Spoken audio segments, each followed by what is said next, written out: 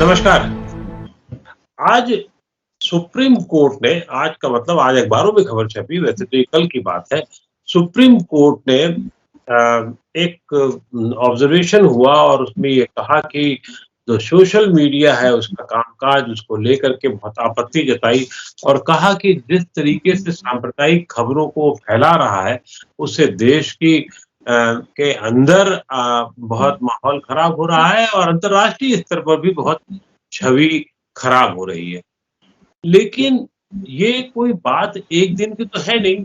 हम सब लोग जानते हैं कि सुप्रीम कोर्ट ने आज ये ऑब्जर्वेशन दिया है, लेकिन ये सिलसिला तो लंबे समय से चल रहा है और आज से नहीं 10 सालों से ये जब से फेसबुक और व्हाट्सएप में यूनिवर्सिटी आई है, तब से ये काम चल रहा है। तो आखिर ऐसा क्या हो गया है जिस पे ऐसा टिप्पणी करनी पड़े? दरअसल आपको याद होगा कि निजामुद्दीन मरकज़ को लेकर के वहाँ पर काफ़ी टिप्पणी की गई थी पिछले डेढ़ 2 साल पहले जब श डेढ़ 2 साल क्या मार्च की बात है वो और जब यहाँ पर दिल्ली में सम्मेलन हुआ था और ये कहा गया कि ये स्प्रेडर है, बड़ा इन्होंने कोरोना को बढ़ा दिया है और उसके बाद एक तरीके से कम्युनल एक टिप्पणियाँ ज़्यादा की जाने लगी।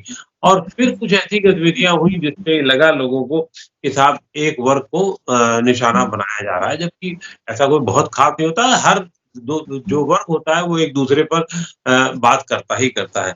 लेकिन ये सच है कि विवादास्पद जो सामग्री है वो सोशल मीडिया पर फैलाई जाती रही है।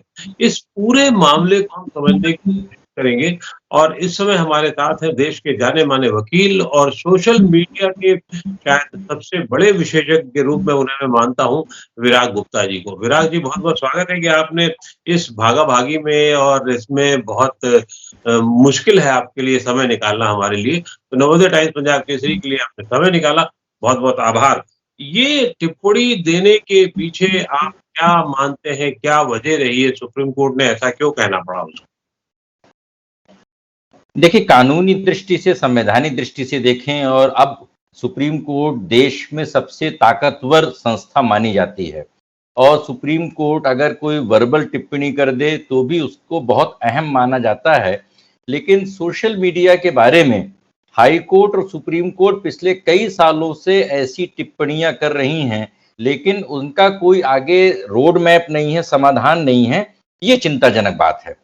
अब इस पूरी टिप्पणी को अगर देखें तो इसके 3 पहलू हैं और उन 3 पहलुओं को जब तक एक तरीके से नहीं देखा जाएगा तो आगे रोड मैप बनेगा नहीं। इसका पहला पहलू ये है कि जिस विषय पर सुप्रीम कोर्ट चर्चा कर रही थी वो विषय 1 साल, 1.5 साल पुराना है और उतने अगर उनको इतनी गंभीरता दिखती है तो उनके यहाँ पर इतना विलंब क्यों हुआ? ये एक जुडिशियल डिले का मसला है जो कि सामान्यतः सारे मैटरों में देखा जाता है। दूसरा जो इसका विषय है वो विषय ये है कि सुप्रीम कोर्ट ने ही बोला है कई बार, हाई कोर्ट ने भी बोला है कई बार कि मीडिया जो लोकतंत्र का चौथा स्तंभ है और मीडिया के तहत सोशल मीडिया भी आता है और सोशल मीडिया में लोगों को अभिव्यक्ति की आज़ादी है। तो ये उसको उन्होंने आर्टिकल 21 के तहत फंडामेंटल राइट माना है। तीसरा जो पहलू इंपॉर्टेंट है कि सोशल मीडिया से संबंधित अनेक प्रकार के मुकदमे, अनेक मतलब अनेक प्रकार के, सुप्रीम कोर्ट और हाई कोर्ट में लंबित हैं। अब यहीं से दुर्भाग्यपूर्ण स्थिति चालू होती है और पंचतंत्र की वो कहानी जरूर याद आती है जिसमें एक हाथी को आंख में कपड़ा बांध करके उसको टटोल कर ढूंढने की कोशिश हो रही है कि ये सांप है कि किसी महिला की सूंड जो उसकी है, पूंछ है या ये खंबे हैं, क्या है। और 2 साल पहले सुप्रीम कोर्ट में बंच ऑफ पिटीशंस, वहां पर नोटिस इश्यू होकर सुनवाई नहीं हुई। बहुत सारे हाई कोर्टों ने नए आईटी रूल्स में स्टे लगा दिया और सुप्रीम कोर्ट भी सुनवाई कर रही है। और इस विषय पे सरकार भी एक, जिसको बोलते हैं कि आईटी रूल्स बनाने के बाद उन्हें लगता है कि हर मर्ज की एक दवा है और ये आईटी रूल्स बनाने से मर्ज का इलाज हो जाएगा। लेकिन मर्ज गहरा है, मर्ज के 3 पहलू हैं और उन 3 पहलुओं पर मुझे लगता है कि संवैधानिक क्षेत्रों में, सरकारी क्षेत्रों में, न्यायपालिका के क्षेत्रों में सही बहस नहीं हो रही।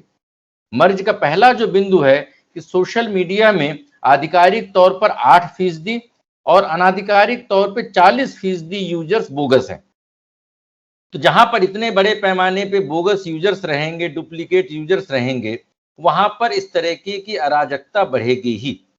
दूसरा पहलू यह है कि सोशल मीडिया कंपनियां भारत में एक औपनिवेशिक खेल खेल रही हैं और वो भारत को बड़े हल्के से लेती हैं। तो वो भारत में व्यापार भी करती हैं, भारत में अपने आप को जवाबदेही भी नहीं मानती हैं, तो भारत का कानून उन पर लागू नहीं होता है। ये दूसरा पहलू है। और तीसरा पहलू ये है कि जब हम नियामक की बात करते हैं कि रेगुलेटर होना चाहिए, तो रेगुलेटर तो है, कई बार वो ट्राई बन जाता है, कई बार वो आईटी मिनिस्ट्री बन जाती है। हमने देखा कि 267 ऐप्स में सरकार ने 4 चरणों पर चाइनीज ऐप्स में बैन लगा दिया। तो जब बैन लगाया तो उनके पास प्राइवेसी का पावर भी आ गया, आईटी रूल्स का पावर भी आ गया, बैन लगाने का पावर भी आ गया। इसका मतलब यह है कि सरकार एक सिलेक्टेड तौर पर इच्छा शक्ति का इस्तेमाल करती है और इसकी वजह से समस्या है। तो मुझे लग रहा है कि सोशल मीडिया एक उसको सिर्फ सनसनीखेज बनाने की आवश्यकता नहीं है। सोशल मीडिया लोकतंत्र का बहुत बड़ा पैरोकार भी है, लेकिन बिल्कुल लोकतांत्रिक व्यवस्था का सबसे बड़ा वो एक हर्ता भी बन गया है। बिल्कुल। सुप्रीम कोर्ट ने, आपने सही कहा कि कई बार टिप्पणियां की, हाईकोर्ट ने कई बार टिप्पणियां की, लेकिन जिस तरीके की टिप्पणी कल की गई है कि ये कंपनियां जजों की नहीं सुनती हैं, आम लोगों की नहीं सुनती हैं, संस्थाओं की नहीं सुनती हैं और सिर्फ केवल ताकतवर लोगों की सुनती है। आखिर ये सुप्रीम कोर्ट से ताकतवर कौन है? सरकार है? क्या है? मतलब क्या कहना चाहते हैं वो कि ताकतवर लोगों की सुनती है? आपने भी थोड़ा हिंट दिया कि साहब जहां चाह होती वहां राह होती, सरकार अपना चाहती है तो 268 ऐप पे रोक लगा देती है। और जहां तक आपकी पहली बात जो सबसे महत्वपूर्ण थी, जिसका दूसरा मेरा सवाल होगा कि ये केस लंबित होने की कहानी तो हम लोग जन्म से सुनते चले आ रहे हैं, मर भी जाएंगे, कोई सुनने वाला या कोई सुनवाई करने वाला लगता नहीं है। अब आपकी पहली बात की टिप्पणी और दूसरी की टिप्पणी दोनों आप पे, उस पे जवाब जरूर चाहूंगा क्योंकि वो अपने आप में आम आदमी से जुड़ी हुई है। नहीं, देखिए, पहली बात का तो जवाब ये है कि सुप्रीम कोर्ट की बात भी नहीं सुनते हैं। इसका मतलब ये है कि सोशल मीडिया का जो ग्रीवांस रिड्रेसल सिस्टम है वो सही नहीं है, क्योंकि इंस्टीट्यूशनल सिस्टम, संस्थागत सिस्टम होना चाहिए। वो ऐसा नहीं होना चाहिए कि वो विराग गुप्ता, पंजाब केसरी, सुप्रीम कोर्ट या जो आम आदमी के लिए सिस्टम होगा वही सुप्रीम कोर्ट के जजों के लिए सिस्टम होगा। दुर्भाग्य से सोशल मीडिया में ग्रीवांस रिड्रेसल का सिस्टम सिर्फ और सिर्फ कानून की किताबों में है, व्यवहारिक तौर पे नहीं है। इसीलिए कोई भी फर्जी फेसबुक पोस्ट पे या फर्जी अकाउंट पे तुरंत एक एफआईआर हो जाती है। इवन चीफ जस्टिस जब भी बनते हैं उनका फर्जी फेसबुक और ट्विटर अकाउंट बन जाता है, तो थाने में एक एफआईआर हो जाती है। एफआईआर दर्ज होने के बाद में मामला सनसनीखेज होता है, उनका अकाउंट हट जाता है। लेकिन आम जनता को अगर तकलीफ हो तो उसका कोई सिस्टम नहीं है। इस सिस्टम को बनाने के लिए जुलाई अगस्त 2013 में गोविंदाचार्य मामले में दिल्ली हाई कोर्ट ने दिलचस्प आदेश पास किया और बोला कि इन कंपनियों को शिकायत अधिकारी नियुक्त करना चाहिए। वो शिकायत अधिकारी उन कंपनियों ने विदेश में कर दिया। अब 8 साल बाद सरकार ने शिकायत अधिकारियों की नियुक्ति करवाई है और सरकार बोलती है कि सारी कंपनियों ने शिकायत अधिकारी नियुक्त कर दिया है। तो सरकार और ये कंपनियां फुल पेज राष्ट्रीय अखबारों में विज्ञापन देकर के इन कंपनियों के शिकायत अधिकारियों के नाम, उनके मोबाइल नंबर, उनके ईमेल आईडी, उनका ट्विटर अकाउंट सर्कुलेट कर दें। जिसको शिकायत होगी वो वहां पर अपनी शिकायत दर्ज कराएगा और अगर 48 घंटे या 36 घंटे में शिकायत का फैसला नहीं हो तो लोग उसके खिलाफ एक्शन लें। लेकिन ये सारा मामला बहुत ही जैसे पुराने जमाने के वेद पुराण शास्त्र होते थे कि बड़े बड़े पंडितों के, बड़े बड़े मंदिरों के ही उसमें रहते थे। तो शिकायत का तंत्र ये कागजों में है, व्यवहारिक तौर पर नहीं है। दूसरे नंबर पर जो नए नियम है उनके अनुसार एक नियम आया कि मंथली रिपोर्ट बनाई जाएगी कि कितने ऑब्जेक्शनेबल कंटेंट इन्होंने हटाए। जो अभी रिपोर्ट आई है पिछले महीने की, उसके अनुसार फेसबुक अकेले ने लगभग 3 करोड़ कंटेंट हटाए ऑब्जेक्शनेबल, 3 करोड़। गूगल ने 95,680, व्हाट्सएप ने 30 लाख अकाउंट बैन किए, यूट्यूब ने लगभग 59,350 और ट्विटर ने 120। ये सब वो हैं जो इनके आर्टिफिशियल इंटेलिजेंस से काम कर रहे हैं। अगर 3 करोड़ फेसबुक ऑब्जेक्शनेबल कंटेंट हटा सकता है तो फिर सुप्रीम कोर्ट, हाई कोर्ट के जजों के खिलाफ या आम जनता का जो पूरा एक दुष्प्रचार अभियान चलता है उनको क्यों नहीं हटा सकते हैं? यहां पर आके उनका व्यापार है क्योंकि 40% जो बोगस अकाउंट हैं उनसे उनका व्यापार चलता है, उनसे उनका मुनाफा निकलता है और मुनाफे की चीजों को वो कंप्रोमाइज करने के लिए तैयार नहीं है। और ये खेल मुनाफे का है और मुनाफे की तरफ पूरा सिस्टम काम देता है। इसलिए यहाँ पर आम जनता की बात या जो शिकायत का निवारण का संस्थागत तंत्र है वो काम नहीं करता है। जी। अब आते हैं आपकी दूसरा सवाल का जवाब। दूसरा क्या था जिसमें आपने पूछा था कि मैं पहले इसी को कर लेता हूँ, दूसरा सवाल में बाद में आ जाता हूँ। यहाँ तो ऐसा लगता है कि एक मछली क्या, यहाँ तो पूरा तालाब और उसकी ज़्यादातर मछलियाँ गंदी हैं और बुरी हाल में हैं, जिसकी वजह से हो रहा है। और आपको याद होगा, बल्कि आप तो जानते ही हैं सब चीज़ों को, ट्विटर को लेकर के भी बहुत सारे सवाल हुए थे और ट्विटर ने फाइनली एक बहुत बड़ी मुश्किल से शिकायत अधिकारी नियुक्त किया था। और अब जब निकल कर के इतने सारे अकाउंट आ रहे हैं, फर्जी आ रहे हैं और पूरा गंदा कर रहे हैं माहौल, आखिर इस पर सीरियसली लिया जा रहा है, नहीं लिया जा रहा? आपका क्या मानना है? इतना ज़्यादा होने के बाद मुझे तो लगता है कि अभी ये तो सिर्फ़ आर्टिफ़िशियल इंटेलिजेंस की वज़ह से हो रहा है। जो कार्रवाई, जो शिकायतें लोगों की लिखा-पढ़ी में होती हैं, उस पे शायद उतना काम भी नहीं हो रहा है। नहीं, देखिए क्या है कि जो समझ में आता है, आज से 2 महीने 3 महीने पहले देश के अखबारों को, मीडिया को उठाया जाए, उस जमाने की रिपोर्ट देखिए, तो ऐसा लगता था कि देश में ट्विटर के अलावा कोई समस्या नहीं है। जी। रोज बड़े बड़े बयान आते थे कि ट्विटर को भारत का कानून मानना पड़ेगा, ट्विटर को ऐसा होगा, ट्विटर के खिलाफ पूरे देश में एफआईआर हो गई, हाई कोर्ट, सुप्रीम कोर्ट, सब जगह मामला हो गया और अचानक मामला ठंडा पड़ गया। क्या जी। हुआ? क्या ट्विटर ने देश का कानून मान लिया? नहीं। क्या है कि सरकारें, चाहे कोई भी सरकार हो, राज्य सरकार हो, केंद्र सरकार हो, सत्ता पक्ष की, विपक्ष की हो, ये सरकारें इन कंपनियों से अपने हिसाब से जो उनकी मनमर्जी है उसको फॉलो करा लेती हैं। और उसको फॉलो कराने के बाद जो रूल ऑफ लॉ है, जो इंस्टीट्यूशनल सिस्टम है, उसको ठीक करने में उनकी कोई दिलचस्पी नहीं है। अगर उन्होंने सरकार का कहना मान लिया तो बात खत्म हो जाती है, लेकिन सरकार मतलब रूल ऑफ लॉ नहीं है। और जब सुप्रीम कोर्ट इस बात को बोलती है कि ये कंपनियां हमारी बात भी नहीं सुनती हैं, यह काफी गंभीर बात है। ये पूरे सिस्टम पर एक सवालिया निशान खड़ा करती हैं। और अगर सरकार बोलती है कि नए आईटी रूल सारे समस्याओं का समाधान है, चूरन है, चमत्कारी चूरन है, तो इस चमत्कारी चूरन के प्रभाव के बारे में आम जनता को सबसे पहले एक फुल पेज विज्ञापन देके बताया जाए। क्योंकि ये कंपनियां भारत से 20 लाख करोड़ का कारोबार करती हैं और जो गैरकानूनी धंधे हैं उनसे उनकी आमदनी है। और अगर जिस दिन ये शिकायतों पे समाधान करने लगेंगी तो बच्चों का यौन शोषण हो, चाहे ऑब्जेक्शनेबल कंटेंट हो, चाहे हेट स्पीच हो, चाहे पोर्नोग्राफी हो, इन सारी चीजों पे 2 मिनट पे आर्टिफिशियल इंटेलिजेंस से और लोगों की शिकायत से लगाम लग जाएगी। लेकिन उस मुनाफे को ये कंपनियां रोकना नहीं चाहती हैं, इसलिए शिकायत का कोई संस्थागत व्यवस्थित तंत्र नहीं बना। बिल्कुल सही।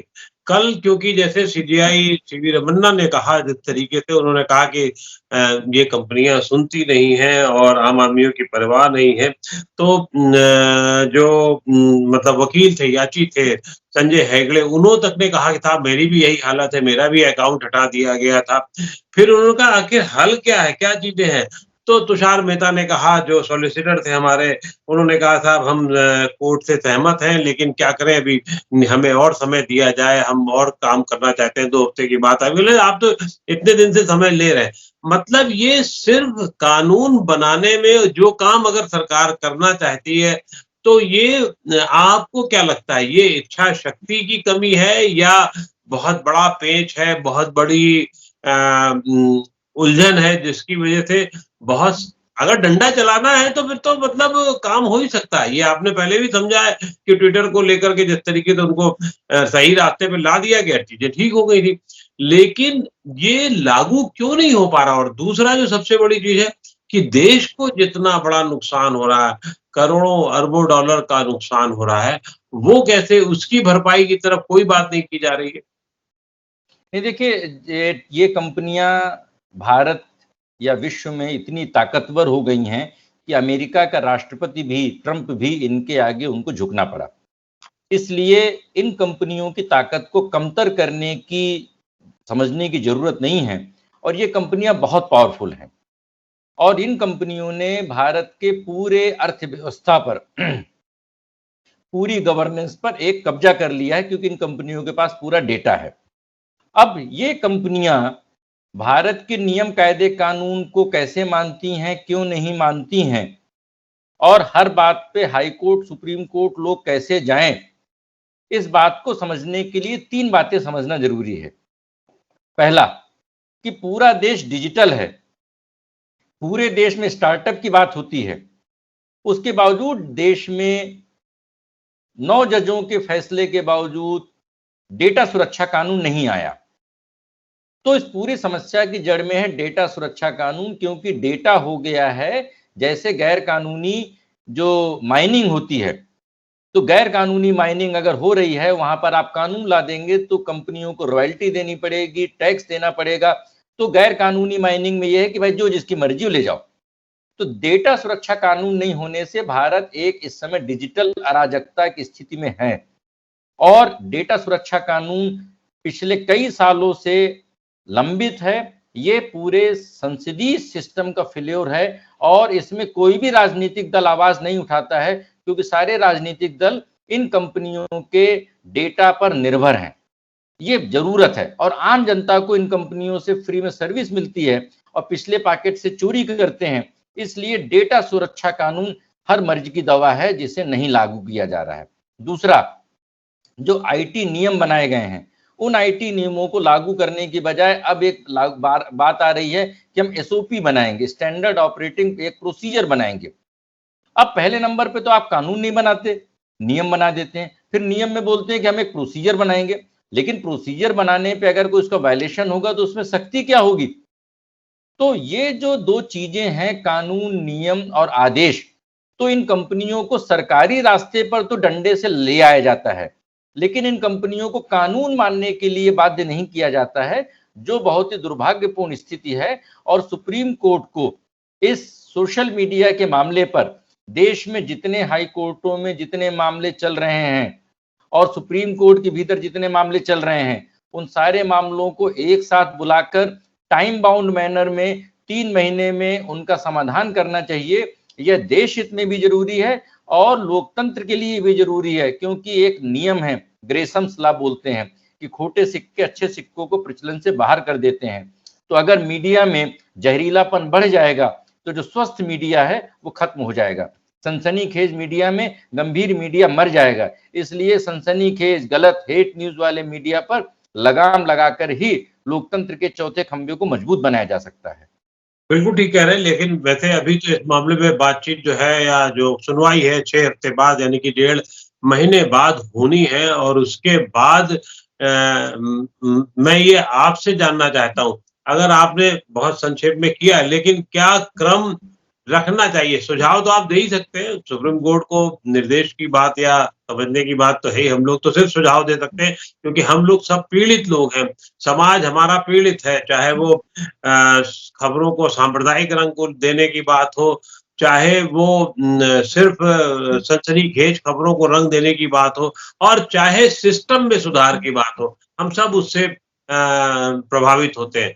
तो आपको क्या लगता है कि किस तरह से ये काम एक क्रमवार तरीके से किया जाना चाहिए? आपकी राय क्या है?